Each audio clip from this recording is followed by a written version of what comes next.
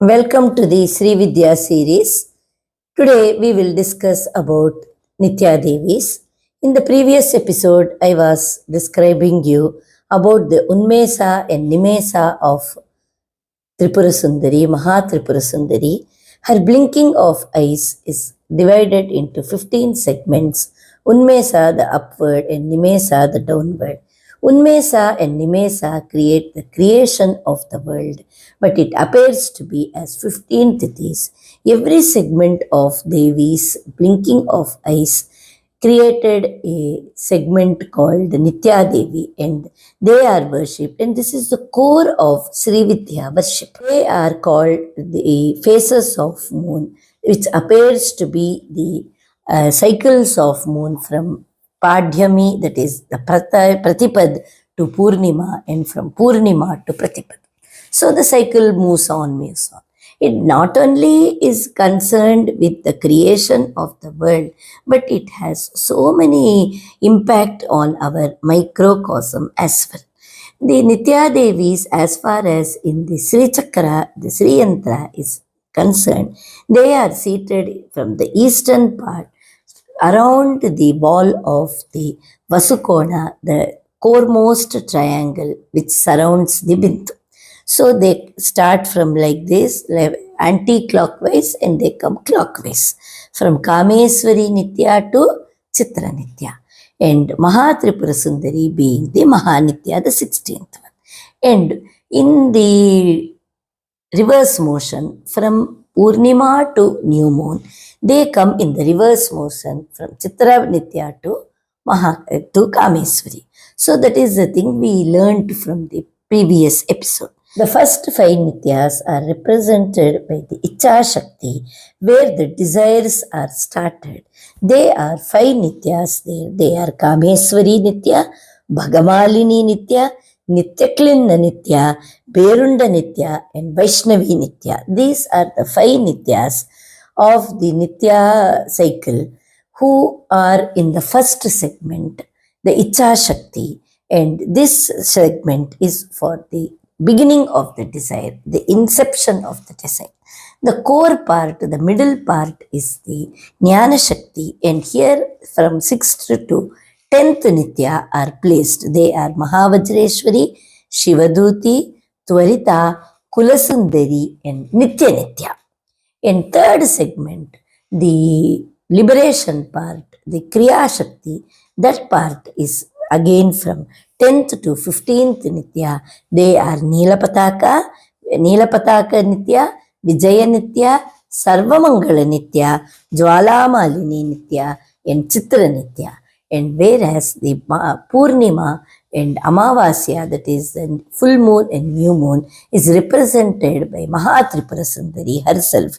Here she is referred as Mahanitya. As told in earlier episode, the entire phase, the entire segment, and entire proceedings are Unmesha and Nimesha of the Devi. But in day-to-day life, what it means, it is the inception of desires and solidification of desires and gratification of desires.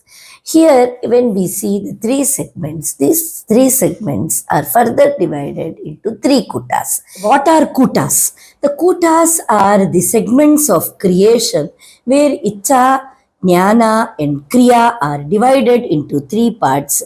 Icha being the desire ones which starts blooming, and Jnana which gives the knowledge and the behind what is the purpose of the desire, and also it gives the knowledge and how to do it. And when it comes to the Kriya, it becomes the action there to fulfill that.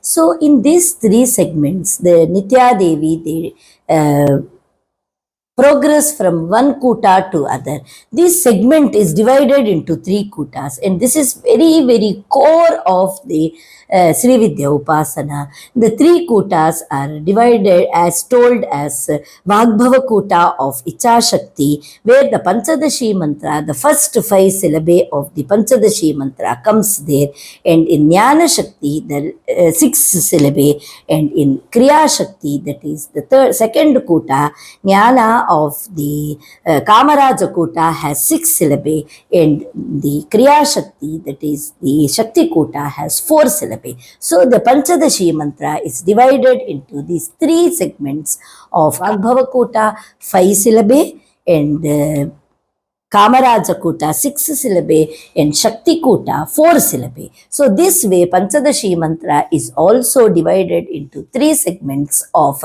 Vagbhava Kota, Kamaraja Kota, and Kriya Shakti, that is Shakti Kota. Similarly, Icha Shakti, and then coming up to Jnana Shakti, and then coming up to the Kriya, the starting of the desire, the making of the desire, and functioning of the desire. So this way this Kuta is divided. It applies both in microcosm and macrocosm. In SHRI VIDYA sadhana, the Nitya Upasana of Nitya Devi classified into 3 Kutas. The Kutas have lot of importance in SHRI VIDYA sadhana. The first Kuta of Icha Shakti is called Vagbhava Kuta, where the desires incept, they start growing. You get the desire. The first thing comes in the heart and it begins to grow. And this part is called Vagbhava Kuta, ruled by Icha Shakti. And then you come into the middle part, the solidification of desire. This is by Kamaraja Kuta, which is ruled by Jnana Shakti. And third, it is the ratification of desires. And it falls into the third segment, that is Shakti Kuta, ruled by the Kriya Shakti. The first 5 Nityas of this Icha Shakti group fall into Vagbhava Kuta. The desire start and ends with Vaishnavi, with fulfilling blazing fire of the desire to fulfill the desires. It grows, every day it goes. You think about a desire, you want it, why you want it, how you can acquire it, and what is the purpose of it. All this is impacted in these 5 days. The first Nitya Kameswari to Vaishnavi. In this 5 days, the inception of the desire starts growing, and by the time it reaches Vaishnavi, it becomes like a big fire of desire becoming very prominent. You just want it. It's not that it came in the mind and you started liking it. It's not like that. The first day Kameswari, the input, the first seed is put inside you. It comes into it pops up in your mind. And then you think that you come to know what is the desire and you think about it. And then you think the pros and cons about it. And then by the time you think, it may not be correct about, if I tell you think about the pros and cons, but something like that you think how good it will be if I have that desire comes up. And by the time you reach the 5th day, ruled by Vaishnavi Nitya, you have a blazing fire of the desire. That desire has come to the maximum extent. Now you enter into the second Kuta, the Kamaraja Kuta, where the desire becomes practical, the desire becomes crystallized, the desire becomes solidified, that you want it by all means. Second Kuta from Mahavajreswari to Nitya, this is the desire is become purified, what all is attached to it, what all unwanted things are there, which is not helping you to attain it, that all you try to remove it from it. You try to purify it. You take only the desire and you put all your efforts, mental efforts, physical efforts to make it happen. And you try all your best way to gratify it, to how to make it to become that you put all your weightage, your thinking, everything, that how you can fulfill, what the best I can do to it. But in the spiritual way, we can say that you are purifying your desires, your karmic traces are removed, and what all are attached to it goes. But in day-to-day life, when we see, you see what all things, blockages are there in your life, how you can remove that blockages, why at all it has come in your life, what at all you can do to remove it. All this you think about it and you try to make the things smoother passage, seamlessly you go to that.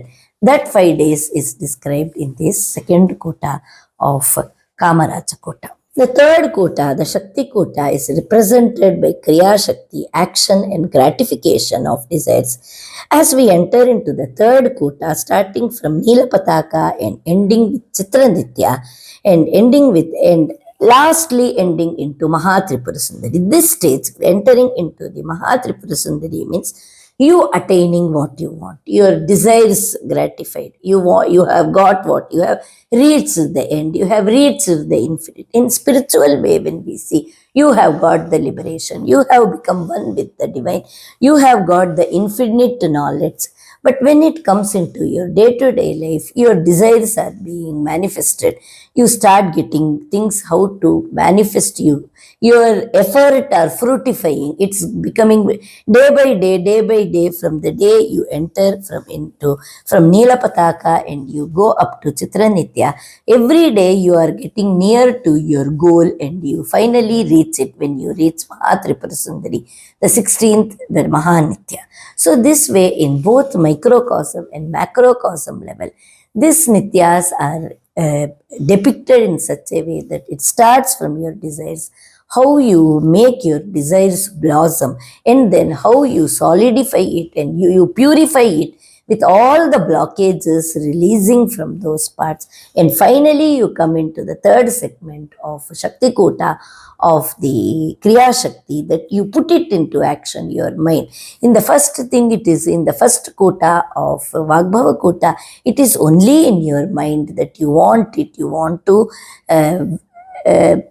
get something, you have a desire. And when you reach the second segment, the Kamaraja Kota, that desire becomes a plan. There you put your plan, there you put your mind, there you put your effort, how you can do. It all happens in your mind level because it is the Jnana Shakti. Your mind, your intelligence gives you all the support how you can do, how you can fulfill the desire. But by the time you enter into the third kota, the Shakti kota, you put your effort by action. That Kriya Shakti, it is there. So you put that action there and you try to get what you want. You fulfill the desires and you make the action for it. It pertains to both spiritual action and your material action. In both the way it is there. So by the time you reach the Chitra Nitya and enter Mahatripura Sundari is enjoying the bliss, the infinite. So till Chitra Nitya, you keep trying to win it. By Chitra Nitya, you get it. And when you enter Mahatripura Sundari, you start enjoying the pleasure, the bliss coming up to you, whether it is the material part or it is the spiritual part. So this cycle is represented by 15 Nityas and 16th being the Mahatripura Sundari. Each one, when we say, when the first one being Kameswari, the desires start coming in. So every segment, if we go into the Nitya Devi sadhana, when we see the first day of the after the new moon, the first Pratipad, that day you do the upasana of Nitya, that is the Kameswari Nitya. You start that purifying of your desires, what you want, the core thing, the desire, you put the seed for it. So how you can work about it? Every segment I will tell you. On the first day, what you do, what all, there is small rituals for every Nitya Devi. You can do it elaborately, you can do it small laghu, you can do it, or you can even do it manasik. So how you can do? Laghu means what you can do, what you need. And if you want to do it elaborate, what you need to do. And manasik, you have to do what you can do.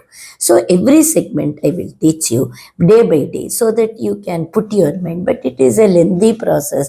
I don't want to club all things in one video, because if you have a separate video for each Nitya, anytime you want something to happen, you just have to click that button, open that Nitya and see the procedure and start doing that. That will be a very good thing for the SHRI VIDYA sadhana, those who want to do.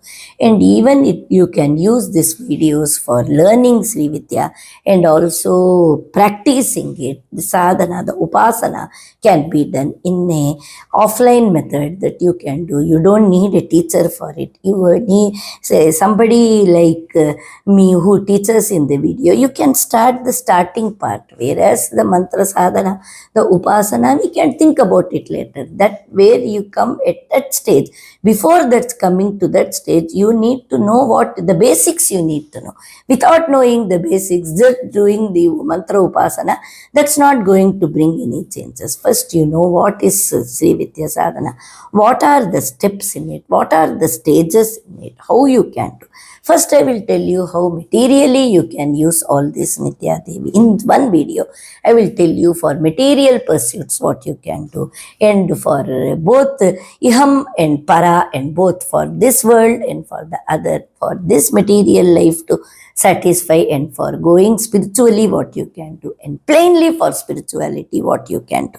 For all three I will be telling in each video, because I don't want to club in one, because later on when we see, today we may be in a hurry to know about what these nityas will do, how they can help us and all, but when in long run when we see, if it is a different video for each nitya, it will be very convenient for sadhakas to pick up one video and start doing it. So we will go step by step.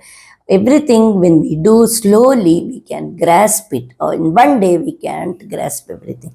A, B, C, D, we will go, and then ant, bat, cat, rat, we will go, and then we will go for sentences wise. And then finally, we will go into phrases. And Maha final, we can go even into poetry. Same way, here also in SHRI VIDYA Upasana, first we will know all the basics, what all are there, how all they can help you. And second part, we will go how we will do the sadhana. In third part, we will think about the Upadesha of mantra, that the inner voice, when I get that I should give you mantra upasana, mantra sadhana, mantra diksha, if it comes into my mind, if it comes into my inner voice, then I will even make a video of it. That we will think about it later. I don't have anything in my mind now. It is blank now regarding the mantra upadesha. But first basics and all we will learn. Basics and all we will. And out of you, anybody wants the diksha and all, you can contact me. But if I can give you only when my inner voice can help you. Inner voice can say that I can give, and the person is right for it. So in this video, we have learnt about the nityas, how they are placed, why they are important, what they can do, how in microcosm and macrocosm they can help you, what all are the properties of them, where all you can use them, how you can use them from the basic to highest one. We have discussed the skeletal part of it. Every detail we will go in each video. So if you like our channel, kindly like, share and subscribe.